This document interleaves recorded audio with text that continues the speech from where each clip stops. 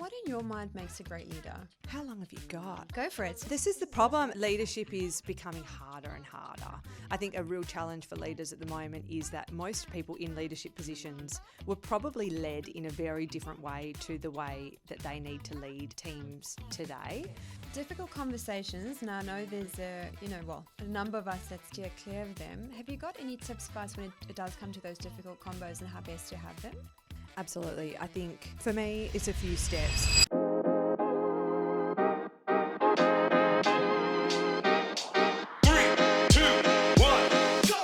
Hello and welcome to the Real Biz Life Chronicles, where we discuss all things business, branding and life from the Horizon Digital podcast recording studio here in Perth. I'm your host, Tracy Fryer, the founder of Design Studio Perth. And because Design Studio Perth is dedicated to helping business owners grow with distinction through captivating branding and design, we're offering all our listeners a free brand discovery. So if you find yourself frustrated with your current branding and marketing and aren't too sure where to next, use a link in the show notes below to book in a time to have a chat. Now, I don't know about you, but I find the best conversations are had over a great cup of coffee. And so the coffee for each episode of the Real Biz Life Chronicles is brewed for us by no other than the legends at Cuppa Cartel. They're fueling great conversations, one cuppa at a time. Now, the Real Biz Life Chronicles is on a mission to become one of Australia's leading business podcasts, but in order to do that, we please need your help. If you do enjoy today's episode, we please ask that you like and subscribe to our channels below, or simply share this episode with a fellow business owner who is doing one of the hardest things in the world, building a business. Now, if there is a question you'd like us to ask our guests, please feel free to pop it in the comments section below, or simply send us an email at info@therealbizlifechronicles.com. My guest today has climbed Mount Kilimanjaro, crossed the Rottnest Channel, and led powerhouse teams inside Australia's biggest media companies. But her boldest work, helping leaders find their stride. For over 15 years, she's led teams at 7 West Media and 9 Entertainment Co., learning that trust and communication aren't just leadership buzzwords. They're what make or break a team. But after navigating high-stakes environments and high-pressure roles, she saw the gap. Leadership development needed to get more real. So she built Striide, a business designed to help leaders grow with confidence, connection, and impact. No performative fluff, no corporate facades, just practical, grounded human leadership. She studied governance with the Australian Institute of Company Directors. She is a mom of 2 boys, and somehow, while building a business and raising a family, she still brings a presence that lights up the room. One of her team described her, when she enters a room, that she brings the energy and gets things done. And if she had a theme song, it would be Let's Go by Calvin Harris. She's been called dynamic, outgoing, and passionate, and I have to say, I love this beautiful woman's energy. It's real, it's grounded, and it's contagious in the best ways. This conversation is about grit, leadership, motherhood, and the power of doing things differently, even when it's hard. Let's get into it. Kate Molinari, founder of Striide, welcome to the mic. Amazing. What a kind and generous introduction. It's always beautiful to start a conversation with someone on such a positive note. So I'll send it straight back to you, Tracy, and say that in our short interactions we've had together, you are a powerhouse. You are so full of energy, and I'm looking at you in total admiration. So I'm hoping this is going to be a great combo. Thank you so much. That's throwing me off. I think the show's done now. Kate, I must say, it's so nice to finally meet you in person. I know we have met over Zoom, and I know you've been so supportive of the podcast, and lovely John that connected us as well. So I am looking forward to today's combo. No, me too. I know some of our conversations were about Striide and the brand as well. So I've loved watching what you're doing with your business, and yeah, it's just great to meet other awesome women doing really awesome stuff. So yes. I'm excited. Definitely. Kate, what's one thing about leadership our listeners can expect to take away from our conversation today? Well, I'm hoping our conversation shares a little bit about my own story and hopefully build some confidence in others. I think Striide is about confidence, connection and impact. And if anything from today, it builds a little bit of confidence in someone else to maybe go and do something that they've been thinking about or want to do. Hopefully this gives them a bit of a spring in their step and they can tackle something that maybe they didn't think that they could. So let's rewind. What made you start your own business?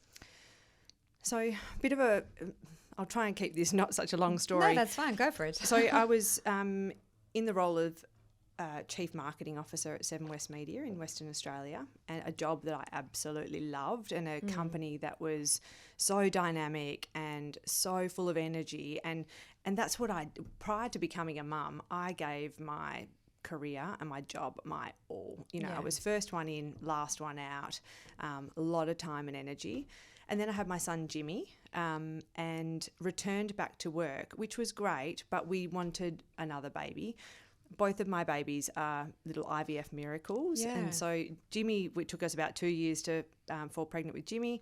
And with Jake, I was about a year and a half into trying to have Jake, and I suffered a miscarriage when I was at work. And my husband and I just both spoke very frankly to each other, and we realised what our priority was at that point in time, and it was to try and create a sibling for Jimmy.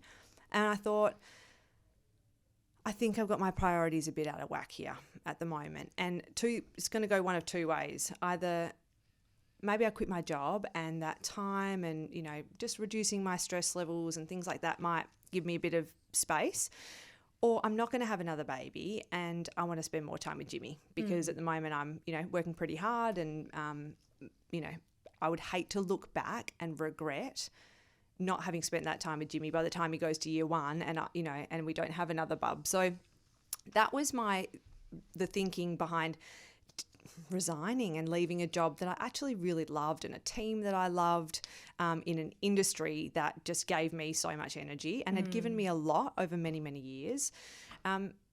The other little part to that story is that my husband is a teacher at Christchurch Grammar School, and he is a boarding master. So we weirdly live on the campus of the school, which is super cool. I remember you saying that. Yeah, it's a wild ride. We've been there 3 years now, but so we'd been there for about 6 months.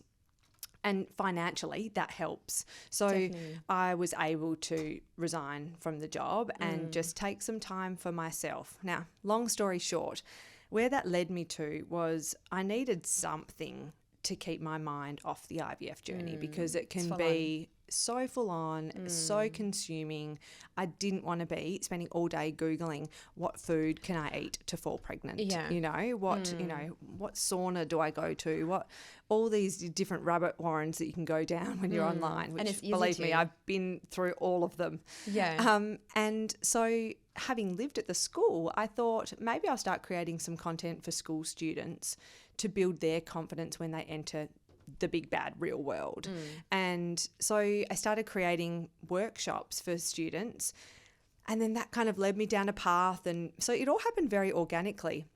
Next thing I know, I'm sitting opposite one of my mentors, Mark, who owns a building company, and he said, I want you to come and do this for my team, because I was talking about emerging leaders and giving them, really trying to build up the confidence in people and give them the tools that they can to be leaders.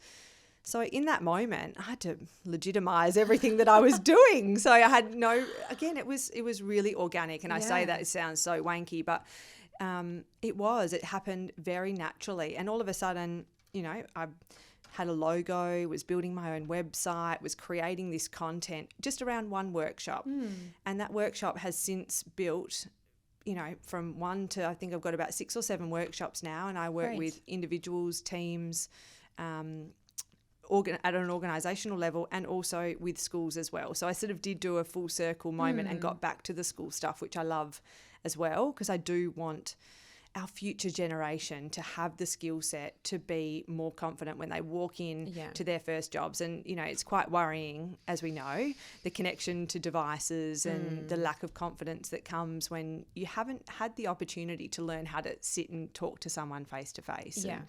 So that's how Striide was born. And I mean, it's still very much in its infancy, because then I did fall pregnant and I had Jake. And so whilst I love him dearly, he was a real spanner in the works for building a business. it took 4 months off when I had Jake, and then have resumed my workshops and working with incredible clients and individuals. So now I'm sort of getting the best of both worlds, which is beautiful.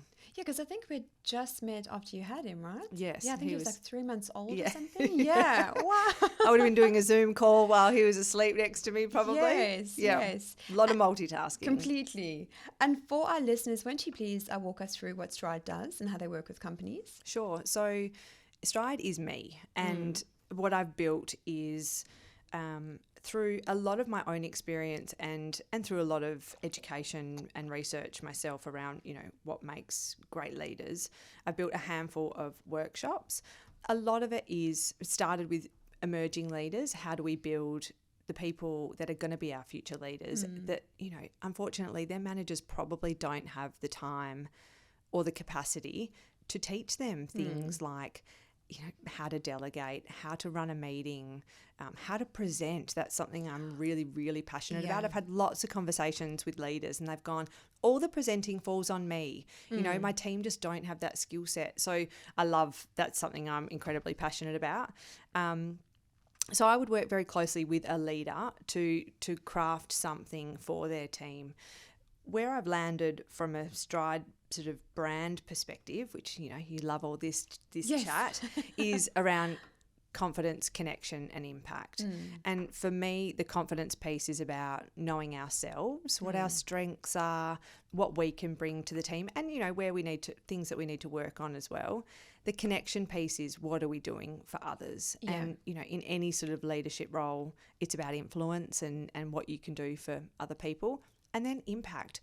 What is the impact I'm having, both on our team members, our stakeholders and business results? Because I think my experience and what I really wanted to drive home with Striide is it's not fluffy. It's real world. And I've sat on executive teams and I know, there's a bottom line. We need to make money. Businesses need to run. And so there's this real balance of empathy for team members and, letting them have a rant every now and then, but also coming back to, guys, why are we there? Yeah. What do we need to deliver as a team to be a high performing team? So that's hopefully makes sense as to what Striide is all about. And I guess I've built workshops, but it's me. So, if I sit with someone, I've just been working with a wonderful client and building a 6-month plan for them. And I build it, based on what it is that they need. So I have the ability to be very nimble. Working on your own has its challenges too. Yeah. But I'm enjoying that at the moment. I love creating the content. It's really fun. Yeah, and I love that sort of custom approach that you have as well, which is really nice. Absolutely. And I think, I'm sure we'll talk a little bit about this, but for me, building a network is so important, and all the clients I've had to date are people who I've been connected to in the past. So it's really important that when I step into a room to, facilitate a training day with someone that I know, their team, I take that really seriously and I take that responsibility, I don't take it lightly, because they're going to go back into their organisations and they're going to hopefully use some of the tools I've given them. And that's really important to me, that it reflects myself and Striide really well, and that I deliver for the person that, had the confidence in me to go in and actually have an impact on their team. And what in your mind makes a great leader? How long have you got? Go for it. This is the problem. Leadership is becoming harder and harder. I think a real challenge for leaders at the moment is that most people in leadership positions were probably led in a very different way to the way that they need to lead teams today. Yes, I can relate to that. Yes, I have no doubt. How were you, your managers, how did they treat you? It was very, how can I put into words? It was sort of their way or no way, and I'm generalizing, but it wasn't a very sort of, you didn't get taken on the journey. No, they kind of gave you the answer what to do. And, and I thought that was the way you did things. Yeah. But then obviously when I started growing a team, that's not the way you do things. So I've had to learn. I'm still learning, like I'm a work in progress, but how to actually lead, manage. And I realized just how much impact you actually have on your team. Like it sounds kind of obvious, but again, it wasn't. So just being mindful of that. I'll share a story with you, which I use in some of my workshops because I talk a lot about the power of feedback. And so I was the sales director of Channel 9 in Perth, and I was 27 years old. So I didn't have a whole lot of experience. Wow. I had a team of about 15 people, and in television, every morning you wake up and you look at the TV ratings from the night before. Yeah. So, you've got to see if The Block did well or My Kitchen Rules or whatever show's on at that time. And I worked in sales. So our entire sales team, if you didn't know what your show did, how would you be able to pick up the phone and try and sell, more airtime to someone else? And as the sales director, I would run a sales meeting, and we came into the meeting and it became very clear very quickly, the meeting was probably at 9:00 in the morning, that not everyone knew the ratings from the night before. And that really pissed me off. Now I don't shout or, I don't really have sort of angry conflict approach, but I was pissed, and so I cancelled the meeting. Everyone out, go and just read the ratings. Yeah. Anyway, this lovely girl the following day comes and knocks on my door and asks to take me into a room and have a meeting with me. She would have been all of 22, not kidding. And she proceeded to tell me that I quite simply did not have the buy-in from my team. They were not on board with the Kate Molinari way of doing things. And I was like, oh my God, dagger to the heart. Here I am thinking I'm just like killing it. And I wasn't, because I didn't have the buy-in from the team. Now, I find that hard to tell that story because it makes me sound like I wasn't a very good leader, and I probably wasn't. But in that moment, together, myself and this incredible woman, we decided, we cried, we hugged, we really got quite deep, as us gals seem to do.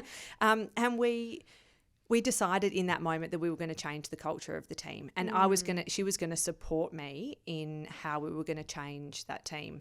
And I needed her support because she was a leader. She was a junior person, but when I talk about leadership, I talk about influence. You don't have to be the boss to be the leader. And so her support of me was really important to try and get everyone else on board. Anyway, we crafted a 12-month plan, and we absolutely changed the response of the team, the culture ultimately.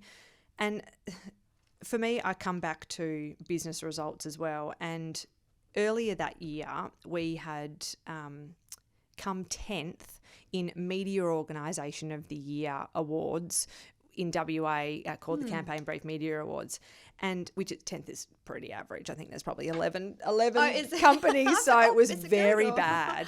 But at the end of that 12 months, we won the following year. So, and I use that example as the importance of listening to the people around you. So I was leading them in the way, this is a long-winded answer to, what makes a great leader. Insight, and I think I was leading them in a way that I had been led. And it was just such a big learning. Lucky for me, at 27, I had the agency to kind of go and, create this team how I wanted to.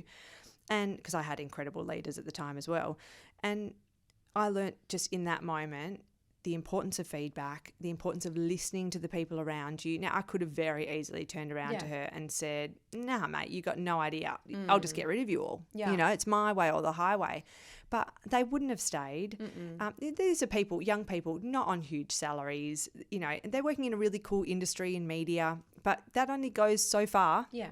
And that's becoming, less and less of an important factor for individuals. So I think listening is so critical, but having confidence in yourself as well, understanding where you are strong and what you can bring, and then where your opportunities for growth are, and how do you build a team around you that can support you. But if you're not prepared to take feedback, how can you expect anyone else around you to take feedback? And you need, if you want to grow, then they're the sort of conversations that you need to be able to have. So being a leader is having tough conversations, and I run a lot of workshops on that because most people just shy away from the tough conversation. But I often start with that story because my career could have taken a completely different trajectory had that, had someone not had the balls to come and act so brave. Wow, and so young as well. Gee. So I think the background to that is her father was an incredibly successful businessman, and she'd gone home and spoken to him, and he had helped coach her in how to, that was really kind of her to come to me one-on-one, take me into a room, have that conversation. I mean, they could have quite simply just gone or just bitch about me behind my back and gone nowhere. So I think it's a really powerful example of the importance of feedback and building that within the culture. So then how do you use that as a leader to be able to say, I'm open to feedback and I'm going to change and shift for you guys, but I expect the same from you guys as well. So setting expectations, being very clear on what they are, it really helps then. When you're very clear on where you need to go, it's very easy to sort of pull people back in line when you start to deviate. Difficult conversations. Now, I know there's a number of us that steer clear of them. Have you got any tips for us when it does come to those difficult combos and how best to have them? Absolutely. I think for me, it's a few steps. The preparation is really important. I think assuming that you can just go in and wing it with someone, if it is a really tricky conversation, it's not fair on yourself, and it's certainly not fair on them. I use Brene Brown, who talks about clear is kind. And, if you're telling someone something that you think is probably not going to land that well with them, rehearse it and be very clear. So I use a couple of different models, but one example would be the FBI model, which is feelings, behaviour and impact. Tracy, I felt discouraged when you spoke over me in all of those meetings, and the impact was I actually had a really great idea, but I just didn't speak up. So by putting it, I'm not saying you have to script out everything, but just working through that in advance and knowing what you're going to say, because if you get nervous, then you're going to go, but it's fine, but you're normally always really good, and then the person sitting opposite you is thinking, well, what is it you're trying to tell me, and what is it that you want me to change or do? So clarity in the message is really important, and it's very hard to be clear if you haven't rehearsed it. And think about where you're going to meet. Have you ever had a boss send you an email and it says, do you have 5 minutes to chat? Oh my God, you go into total meltdown. They're probably just going to say, do you mind running and grabbing me a coffee? And you're like, oh my God, I was so terrified.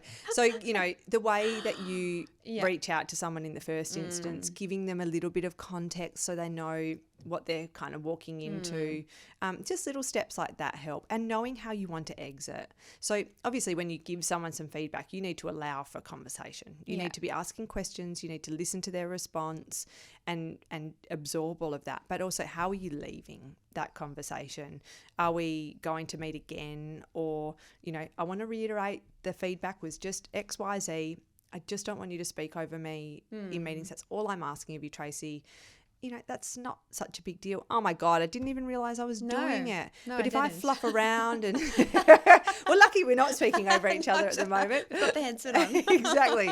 I think just, preparation, thinking about the conversation itself with clarity, clear is kind, and then how are you exiting and sort of what is that action plan from there? Because people want to be clear with how are they going to improve and are you going to support them? My example that I had there was the girl who gave me the really tough feedback at the time. She said, I'm here to support you in your endeavours. So she didn't just give me the feedback and go, you're on your own, mate. She was prepared to put in the work with me as well, which I think as a leader, particularly if it's for a team member, being able to sit with them and say, well, now how can I support you in improving that? Is it that I give you a little look when we're in those meetings because you just keep going over everyone else? So thinking about those actions once you do leave the conversation itself.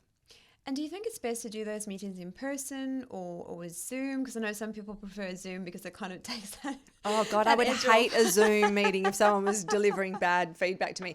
But I don't love Zoom meetings, full stop. I'm a people person. I give me, because then I want to, if someone starts crying, I want to be able to give them a hug. I'm a cuddler. Yeah, so, same. That to me is important. And also when you walk out of that room, you're watching their body language and you're seeing where they go and you're making sure they're okay. When you shut that laptop, that's really tricky, to know exactly how they're feeling. I think it's much harder to read someone's body language because someone might sit there and be going, yep, that's fine. True. But reading that, that bringing that empathetic lens to any sort of conversation is so important. And a lot of that is not just listening to someone's words, but reading their body language. And, did they walk out of the room and just go straight and get their friend and go, into the bathroom and have a big, goss sesh. Yeah, big goss sesh. So I think, if you can, in person's always going to win.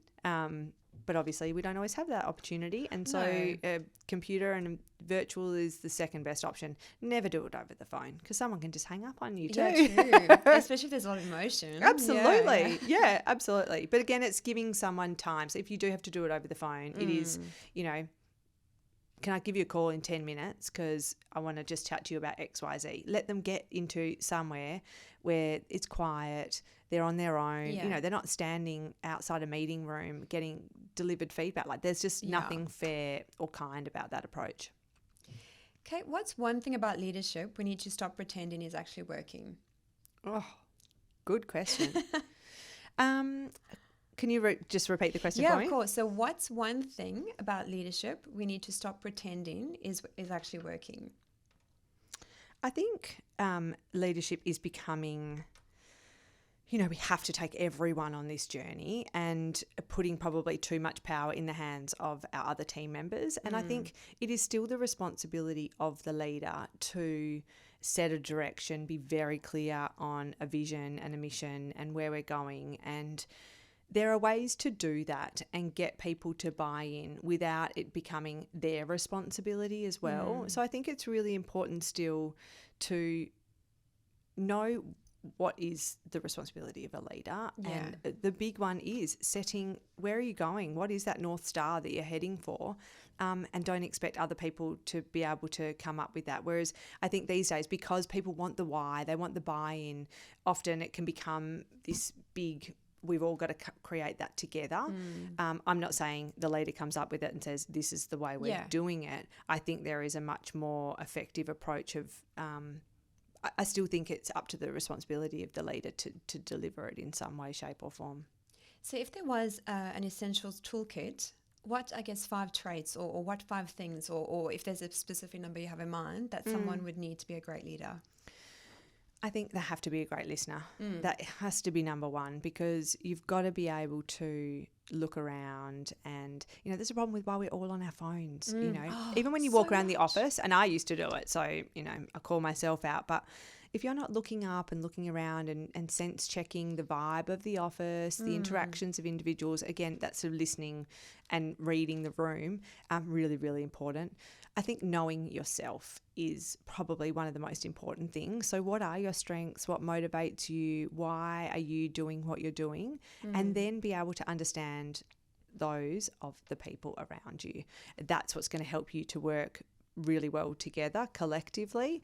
Empathy is super important too, which connects beautifully to listening, because the more you're going to understand about someone, and if you listen properly with a lens of empathy, rather than just assuming everyone's crap, which when you're really busy, when you feel like people aren't listening to you're stressed, like that brings out the worst in us. And often we just go, oh my God, I can't believe Tracy's late to this meeting all the time. Well, why is she? Maybe she's got something going on at home. And my IVF journey absolutely taught me that everyone's got something going on at home. Always. Everyone does. And work might not be the number one priority for everyone at every minute of this day. And if you can bring an empathetic lens, again, you still want to deliver for the business, but how can you have conversations with your team members to understand what's driving them? And when they do maybe need a little bit of extra support, so when I told my team that I was leaving Seven West, it was the first time I told them that I'd been going through this IVF journey. So I'd been doing it very silently. As soon as, I bawled my eyes out and everyone was crying and it was a big schmozzle. But anyway, I went back to my office afterwards and someone straight away came into my room and into my office and said, my wife and I are going through the same thing at the moment. And, by being vulnerable as a leader, that enabled him to feel that he could be vulnerable with me. So there I was, I'd been stoic this whole time, and there's reasons why you don't tell people that journey. Yeah. But, and the first thing I said to him was, oh my God, tomorrow, just take your wife out for coffee. Like, she's shattered. Yeah. I'm sure you are too. If I didn't know that, it'd be really hard for me to give him any sort of, leeway. Again, I still want him to deliver, but I want to be caring and empathetic to his current situation. And the more I can do that, the more he's going to do for me back and forth. Like, it just builds this trust relationship. And then I know that he can tell me, and I wouldn't tell anyone else that, but he can tell me, what's going on at any given moment. And I mean, that's different because I'd gone through the exact same thing. But I mean, it's anything from aging parents to sick children to sick pets to, you got dogs, don't you? I do, yeah. 2 dogs? 2 fur babies. Two fur babies. If one of your dogs gets really sick, heartbreaking. So, getting to know the people around you, knowing what's important to them is so critical. So then if there is something wrong with your dog and I had no idea that you love your 2 fur babies, how could I show any sense of, compassion in that sense? So I just think getting to know people, really, really important. So know yourself, know others, and be thinking about the impact all the time. I guess there's a fine line though, right, in trying to still be that leader and still have that, that care, compassionate side. How do you balance those? Because I can imagine if one oversteps it too much, which I've done in the past, it gets a bit hard to kind of still, be the bad cop. Sometimes. It's like that whole age-old question of like, can you be friends with your manager? Yeah, I know there's don't drink with the sailors. And I'm like, but because I just want to love everybody and it's kind of hard. Me too. And I've come from a world of media where like we drank a lot. And, some of my great bosses, my friendships were forged with them through being out to lunch or, really getting to know a little bits about their family, or we would often go on junkets, and so people would bring their partners or so you actually get to know them. So I'm more of a get to know the person. Yes, but you need to have your expectations very clear. So when you do have to have a performance conversation, you can actually say, we're here to have a performance conversation. Like, and they know then this has got nothing to do with the fact that you were at a barbie together on the weekend. Like it's how you frame it. It's your preparation, and very hard to do that if you don't have clear expectations set from the outset, and they have to be fair. So everyone has the same one. So you might have some mates in your team who you were friends with before you became a manager, or you didn't even work in the organisation, then you come in. If you just create a level of fairness amongst everyone, which is bloody hard to do, because you'll have high performers, you'll have, but you need to set those expectations, in a way that will get everyone on board with those expectations. But that enables you then, if you have to have a performance conversation, it's much easier, whether they're your mate or not. Yeah, true. I'm really glad you brought up the vision and mission side of things, because I come across so many business owners who don't have that clearly defined. And sometimes that's fine if you're one-man band and it's, you've got it in your own mind.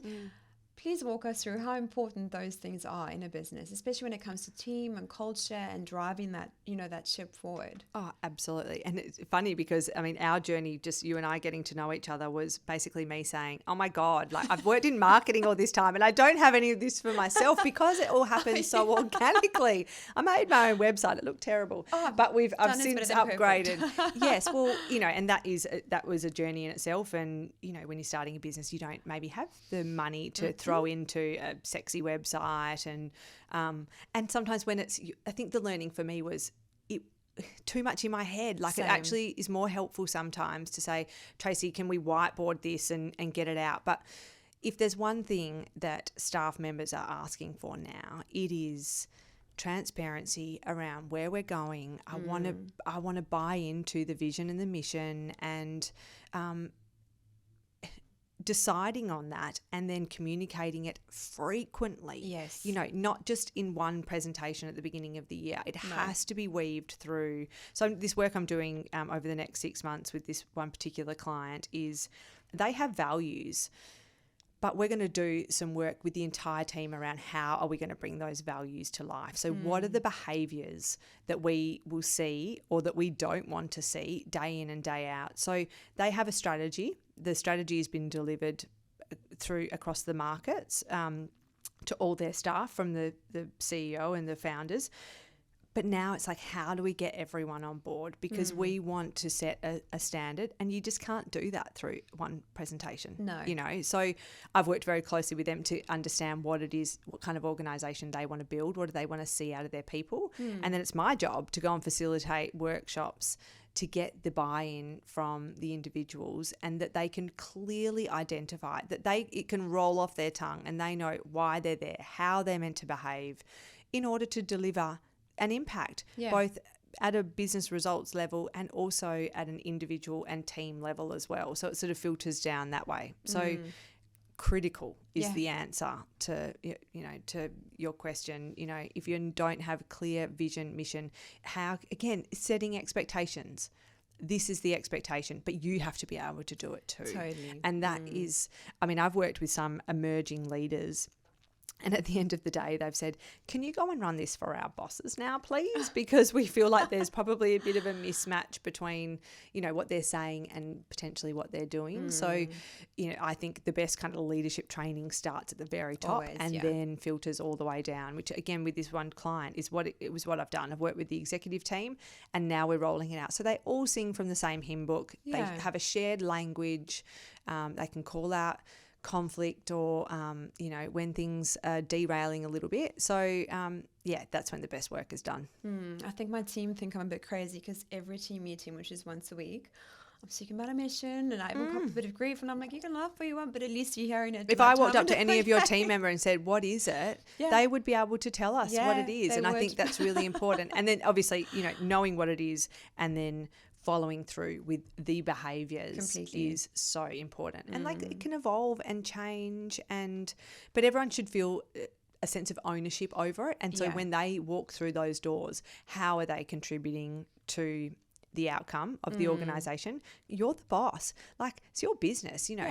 And don't you think it's really tough when, how can you expect other people to care as much as you do? Yeah. And that is a challenge. Yeah, completely.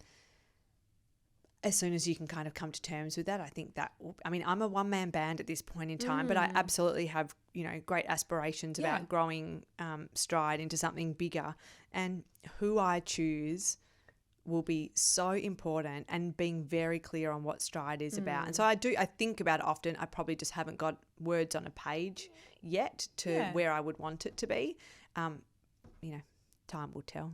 Yeah, that's how my business was pretty much. I mean, I just started a one-man band as well, and as it's grown how and many evolved, staff have you got now? I've got 11. Wow. And then, we're looking for an account director at this stage. But, what I found, because I was also going and growing, ones that didn't align with that mission have tapped out. Yeah. And at the time, that's I was okay. Like, no, that's okay. Why don't you leave me? Totally. You know, it feels like a personal attack. Absolutely. Yeah, you know, the dad from My Big Fat Greek Wedding. I was like, how can you leave me? And, you know, how dare you? And I'm like, then my mentor, Tracy, it's fine. Like, it's okay. And I'm like, okay, sure. So yes. But it's almost actually that tough conversation of like, this is the mission and the vision. If you don't want to be here, if you don't align with it, then that's fine. Totally. You know, like, you're better to go and find something that suits you than trying to put a square peg in a round hole. Is that the saying? Yes, because that's what it's like. Yes, but it is hard not to take that personally, you know. And I think we were talking about tough conversations, but a lot of the time we talk about the problem, not the person. Yeah. Oh, that's bloody hard. So much easier said than done. You know, when you're delivering someone feedback about their performance, it feels pretty bloody personal. You know, it does. I think 11 staff. I think you've done in how many years? We were 5 in July. Wow, so that's incredible. Quite a journey, but it's What do you think the hardest thing that you've learnt about being a leader has been? I think learning that there are others, like I'm obviously a graphic designer and brand strategist by trade, but learning that there are others that can do those types of things better than what I can, and by bringing them onto my business, it actually makes Design Studio Perth better as well. And I thought, there's a few things. I can't just pinpoint one, Kate. But do they ever say, Tracy, butt out? Like, we've got this. Sometimes not so much, because I think it was actually the biggest one was learning to let go. Because I found when I first got my first team member, they'd send me something to check, obviously quality control, and I'd straight away start fixing it. And I was like, one day I was like, what are you doing? You're taking this lesson away from this person. Yeah. So I had to train myself and teach myself to not do that as much as I wanted to give them feedback, Takes revisit. more time, doesn't it? And that is often the main reason why people don't delegate, is they just think, oh God, I'll just do it quicker myself. And I started to catch myself with different roles, because I'm like, well, I could just do this myself. And then my mentor says, Tracy, you have to teach someone. If you want to build that capability in your business, you need to teach someone. Otherwise, in a few years' time, you're still going to be doing it yourself. So I'm, like I say, still a work in progress, but I think just letting go and trusting has been a big one. But at the same time, I realized if I don't do that, then I'm never going to have my team of 40 and, brand 365 businesses a year. So and you're going to be absolutely shattered. Yeah. And then you are good to absolutely no one. Yes. So I've had to learn to just let go, trust, and also maintain that energy, because otherwise you just burnt out. And I've been there before a few times. Yeah. Have you booked your next Bali holiday? No, I actually haven't. I was going to go over the break, but I've decided to stay in Perth. So maybe next year. Beautiful. And hoping to do an international marathon next year as well. So that'd be good. Great. So, yeah. Love it. Kate, I'd love to briefly touch on your IVF journey if you're comfortable. Yeah. I know this conversation doesn't really happen too often, but I'd love for you to share. Perhaps you've got some advice or tips for any couples going through this journey, because I know it can be absolutely soul destroying and testing. Yeah, I think, well, because I went through it twice, they were quite different experiences. So when I was trying to fall pregnant with Jimmy, it was this crossroads of, am I going to be a mum at all? Or, and you just expect that you're going to, I find it hilarious that we all try not to get pregnant through our whole 20s and 30s. And then you're like, the second you want to get pregnant, you're like, bang, come on, it should happen immediately. So you just don't expect that to happen yourself. And I didn't tell anyone except my parents, and I think I told my brother. And so that was very lonely. But the reason you don't tell people is because it is such a roller coaster, and most people just don't understand the journey at all. I think there's such a misconception that it's just taking some hormones and then you'll fall pregnant, and it's just not that simple. I had multiple egg collections where we got no embryos, and I would get hyperstimulation. So my stomach, I would look 3 months pregnant because my ovaries were the sizes of like oranges. So very physically painful and really tricky when you're navigating work, because I would have to, you find out a day or 2 days before you're going to have an egg collection. So you're going under general anaesthetic. Then you've got to manage, oh my God, I've got to move all those meetings around because I actually thought it was going to be Wednesday, but now it's Tuesday. And then, so that in itself is really, really tricky. And then I obviously was incredibly fortunate, and I just love the two boys so much because they are miracles. But with Jake, it was different because it became more about Jimmy, and it became about wanting to create a sibling for him. So that was almost harder because you have moments of going, I just can't do this anymore. But it wasn't actually about me becoming a mum anymore. It was about Jimmy. And interesting shift, that was a really big shift. And I think that's why it was bigger than me, and why I stepped away from a corporate job, because it wasn't about me anymore. It was about him. And, so it wasn't about me having this wicked job with a great title and going to all these cool fancy events anymore. It was like, you don't have a lot of time to do this. Yeah. We've got that bloody clock ticking. It's a pest. So that was interesting. And because I'd had Jimmy as IVF, I think some people probably presumed I was going through IVF. But I mean, my advice, God, is like, do talk to people, especially people who've gone through it, because sometimes it's tough to talk to people who haven't. They just don't understand. So find a couple of people who have and become, allies together. Yeah. I think just, care for yourself as much as possible. And yes, you'll try everything under the sun, but try not to Google even stuff. The saunas. Oh my God, the amount of saunas I had, the amount of money we spent is just insane. We're talking across both of them like $50,000 to $70,000, which is so much money for people who are starting a family. And you don't get that money back, but we were fortunate to get our babies, and it doesn't happen for everyone. And so I share my story now because I want people to understand a little bit more about it and the impact, particularly for women who are working and trying to navigate it, because it's bloody hard with the number of scans and, appointments that you have to go to. It's grueling.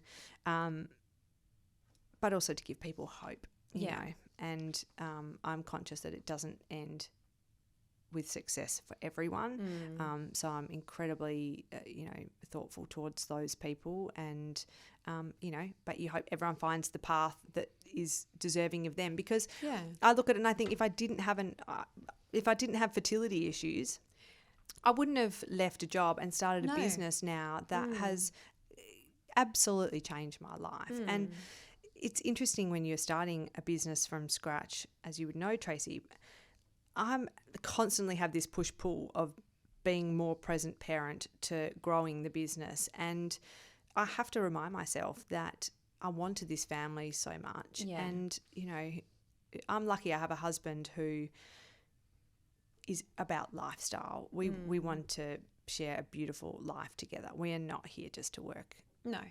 So we remind each other of that constantly. We both work hard, but we both want to, we don't want to just work for our retirement. We want to enjoy these years as well. So we're there to remind each other. And I learned a lot of that from my parents growing up. It was all about family. That was, and I'm still, so connected to cousins and aunties, and incredibly close to my brother. And great. You've got John Dawson, the guy who has been on this podcast, I believe is one of the most human angel on this earth, has said to me many times, people talk about their priorities and their values, and they say, I value my health and my family, but if you really looked at what you did and you said, well, I haven't been for a run in about 3 weeks, I've watched a lot of Netflix, or 3 years, and, my granny's, I haven't seen her enough. And so, does your behaviour actually represent align what you say? I think we all sort of talk but I'm incredibly fortunate to have parents who have absolutely instilled in me the value of family. And I want to make sure that is, passed down to my children as well. So I'm really glad you mentioned the value side of things, because that was a real turning point for me when I actually sat down and did those values. But like you say, there's for yourself? For myself, yeah. So there's a lot of buzzwords around, having your values. And like you say, someone can say, oh, my health is important, my family. But when they actually look at their life, they're not actually living by those. So I constantly review mine, as a reminder, because again, it's easy to just backslide. Do you want to share yours, or are they just for you? Well, no, I'm happy to share. So through my mentor, he's got the 5F. Well, I've made it 6, so it's you've gone rogue. Yeah, as usual, Aquarian. Yep. So it's family, fitness, fun, finance. I'm going to butcher it now because I'm on the spot. Faith, and what have I missed? Family, fun, fitness, financials. Anyway, there's 6 of them. Love them. Yeah, but pretty much I'll sit down and what was the one that you added? The faith one. It's fun. I'm going to determine now. Family, friends, family, fun, financials, fitness, faith, and I cannot remember the 6th one. It's in my journal. Anyway, so then I'll put one for each of those. So it could just be, making time to have a big family catch up once a month, for example. Yeah. Or it could be fitness, honoring my routine that I've built out for myself over the last 3 years. Or it could be fun, because I love what I do and I tend to work a lot, so carving out that time where I can actually not be working, or have a trip, or just even go for a lunch date, or whatever the case may be. So I find it just helps me check in with myself and stay on track, because otherwise it's very hard to go rogue, to quote you, and just do whatever it is. Well, and it's funny, like you're just saying the word friendship. So my friendships are incredibly important to me. And I would have said that 4 years ago when I was working at Seven West, and my friendships had probably dropped down because work was number one. Family, like my husband and my parents, would have come number 2. Yeah. And then, the friends dropped down because I just would be running out of time for them. Totally. And having since when I did leave Seven West, I made it my prerogative to add more time to my friends, whether that, like one thing I did last year, it was my New Year's resolution, was to get everyone's birthdays in my calendar. Oh, great idea. And contact it, because I'm not on Facebook, so I don't get the daily reminders. But I want to contact someone directly on their birthday. And I thought, because it feels good when someone contacts you on your birthday. So nice. So I've got their children's birthdays, and that's been something that I've done this year, just as something minor. But I've been able to lift them up the priority chain because I'm not so flat out in other areas as well. Yes, yeah, it's so important. But it shifts too. And time, you have moments, especially when you've got young kids, like, we're in the trenches at the moment. Some nights you're pretty knackered. And so, you're running on empty. And I think being cognizant of other people's priorities too. So, and that is the same in leadership as it is in life. Everyone's got something else going. And just because something might be your priority doesn't necessarily mean it's someone else's priority, which is where that empathetic listening comes in, and understanding other people is really, really key. I found the worksheet. It's fitness, fortune, family, friends, fun, and faith. I like fortune rather than financial. Yeah, That's cool. I love that. Yeah. Well, and something I've always thought about is that success is in the eye of the beholder. So whatever makes you feel successful, you should do. If that means creating a business, working your butt off, and you love that, then amen to you, sister. That is epic.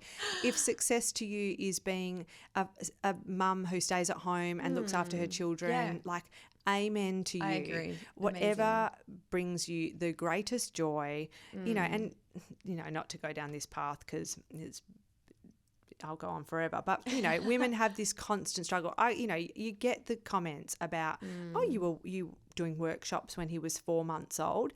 Yeah, absolutely I was. And do you know how much energy that gave me? Yeah, and I loved what I was doing. And I didn't want to just drop off the face of the earth after having a baby, because I'd spent a year trying to build this profile about what Striide is. And so that's been an interesting journey. And my friends who stay at home with their children, they get looks of going, oh, you don't work. Yeah. So you're bloody damned if you do and you're damned if you don't. So you may as well know what you love and know what makes you feel successful, and just back yourself in, and just don't worry about the noise, because you will get people who question the fact that, you've got another lunch, or you've got another, yeah, damn right I do.